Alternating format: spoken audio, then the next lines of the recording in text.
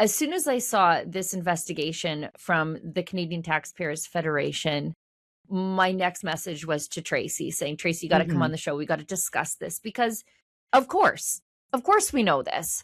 Yes. And the Canadian Taxpayers Federation filed an access to information request to find out if Public Safety Canada had any analysis or paperwork, inquiry, study proving that the largest gun grab in Canadian history would have any effect on public safety. And it's not like they got back, just a smattering of things. They didn't even get back an email, as in they didn't even bother to ask the question because either for the government, proof is not required for a multi-billion-dollar program, or B, they didn't ask because they knew what the answer would be. So they just didn't bother. Yeah, it's both of those things. And I got to give a shout out to our friends at the Canadian Taxpayer Federation. They do such a great job. But at the same time, this is a Captain Obvious moment where we actually didn't require that ATIP because the minister himself told us in that leaked audio that I put out there for everybody to hear. When Liberals think nobody's listening, they tell the truth, right? And the minister said they know it's not going to impact public safety and that it was strictly for votes in Quebec. So, I wasn't surprised to see this ATIP result come back. I'm still glad they filed it because it kind of stacks up with the evidence that the minister himself has provided. And at the same time, it's sort of a smack in the face to people who have voted Liberal over the last 11 years, who promised you evidence-based policy.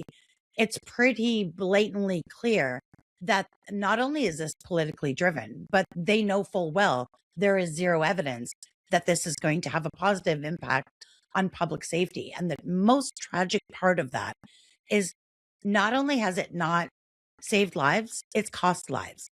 Crime is out of control. Violent crime is happening. People are dying.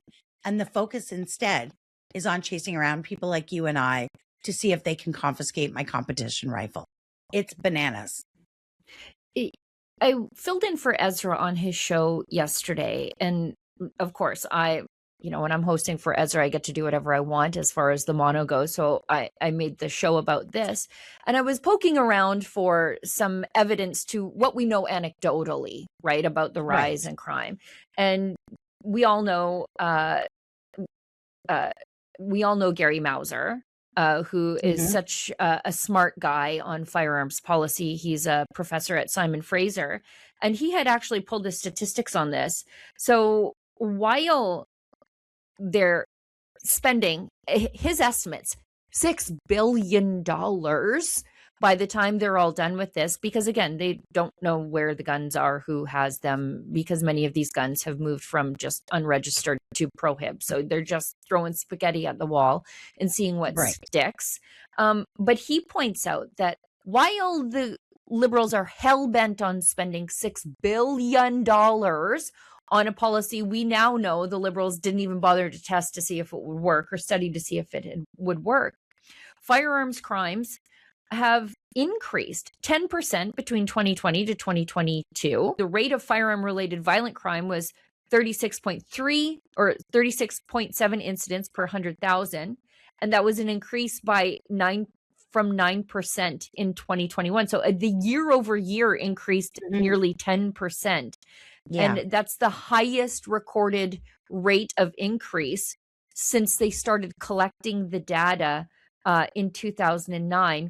And then they also know, this is the one thing the government might actually know, but they don't want us to know. They know that lawfully held firearms aren't the problem. And this is according to StatsCan. The firearms used in homicides are rarely legal firearms used by their legal owners. However, crimes committed by organized crime have increased 170% since 2016. And yet, $6 billion is being shot out of a fire hose at people who aren't committing the crimes while the bad guys are running amok and getting reduced sentences. Yeah. Well, and this is the problem of things like Bill C-75 and Bill C-5. that soften the sentencing for some very serious violent crimes, including firearm-related violence. In Canada, firearms owners like me understand the importance of safe, effective self-defense options. That's why we're proud to have Byrna as a sponsor. Byrna's less lethal launchers are designed to help protect you and your family without taking a life. Byrna offers peace of mind, accessibility, and a practical layer of personal security for Canadians who value safety. Learn more at byrna.ca/rebel. That's byrna.ca/rebel. And at the same time, they're banning guns from law-abiding citizens like you and I who've never done anything wrong. To suggest that this policy would have any positive impact, especially when you're doing all these terrible things on the softening of sentences, is ridiculous. And my friend Christine Generous, she's the self-rep in the court challenge against the gun grab. And she's just a total hero to the community, smart as a whip. And she said in court to the judge that the purpose of gun control should be to prevent the misuse of firearms, not the legitimate use of firearms. And I think that's really important.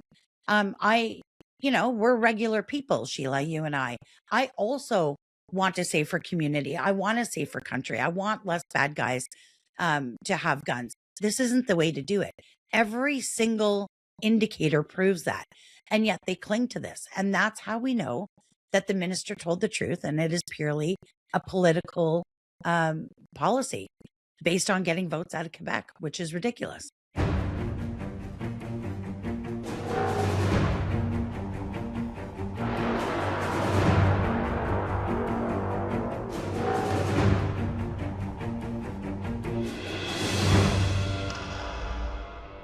What you just watched is a clip from my weekly Rebel News Plus show, aptly called The Gun Show, where I talk to activists and newsmakers that the mainstream media so frequently ignores. My show airs on Wednesdays, 7 Mountain, 9 Eastern, and it is only available in full to Rebel News Plus subscribers. The good news is it's only $8 a month to join. Go to rebelnewsplus.com.